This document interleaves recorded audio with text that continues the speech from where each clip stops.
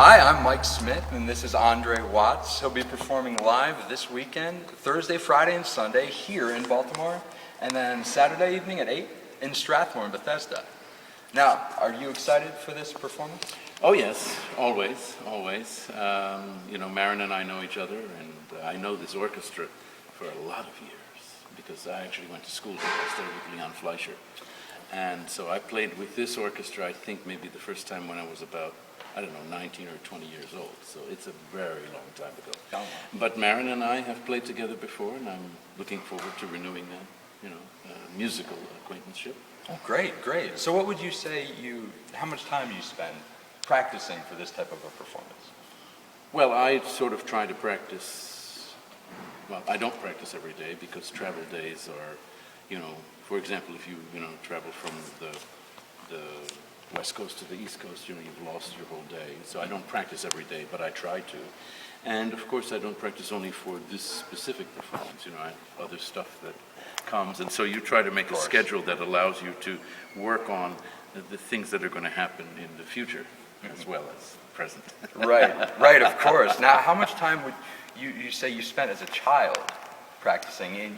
Well, I started when I was about 5.5, 6 years old. By the time I was 9, 10 years old, I practiced about 2 hours a day. When I was 12, it got close to 3 or 4 hours a day.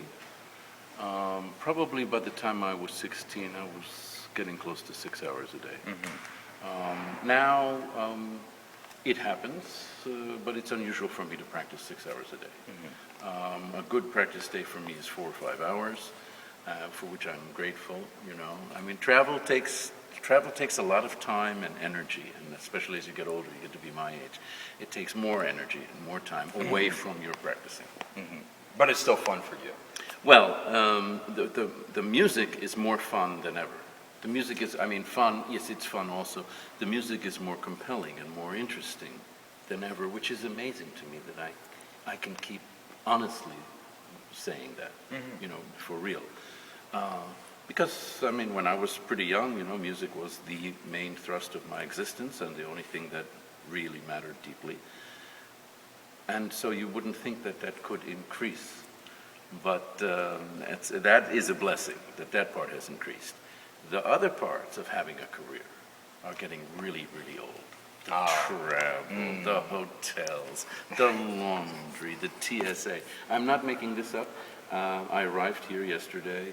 I don't know when you're going to show this, but when we're talking, as we're speaking, right. I arrived here yesterday and completely exhausted and didn't go through the clothes, and I went through my clothes this morning, and a 3-piece suit has been left in the previous city because the cleaners never returned it, and ultimately it's your own fault. I didn't check. So that's the kind of thing that gets really old, and tiresome. Does that disrupt like a daily routine you have for Well, you know how it is. You wake up in the morning and realize, hey, I'm missing the 3-piece suit. I'm not happy about that. Mm-hmm. Already, if you don't pay attention, that's not a deep issue. It's a superficial annoyance. Mm-hmm. If you don't pay attention to that, it'll eat into you, and then you'll go to the keyboard and you start playing, and it won't sound good, and then you'll think, geez, I'm worthless, I'm a moron, I can't remember my clothes, I can't remember this music properly. It could really snowball. Yeah, it just snowballs. It's a snowball effect. Yeah. Well, besides that, would you have any words of advice for a young person now who aspires to be maybe in your place 20, 30 years Oh gosh. Well, actually, I wouldn't want to get too heavy-handed about it.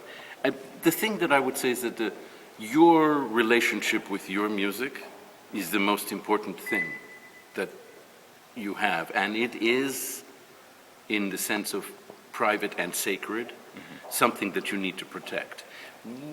I think that I'm not alone. When we're young, we think that kind of thing is untouchable because it's yours and nothing will sully it.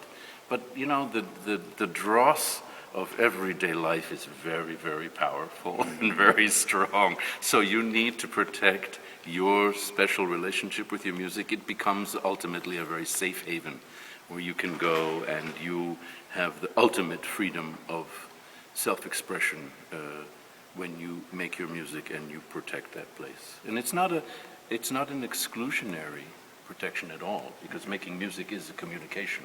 Making music is that you express yourself and you proffer that.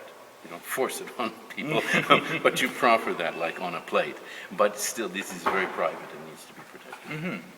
Sorry, Okay. that's the best advice No, I can give. The rest is, of course, we all know. Practice. Practice, practice, practice. Work. Right. Well, thank you very Hey, much. thank We you. look forward Thank to you. having you here Pleasure. this weekend, and I hope you all look Thank you. forward to seeing you. Thank you.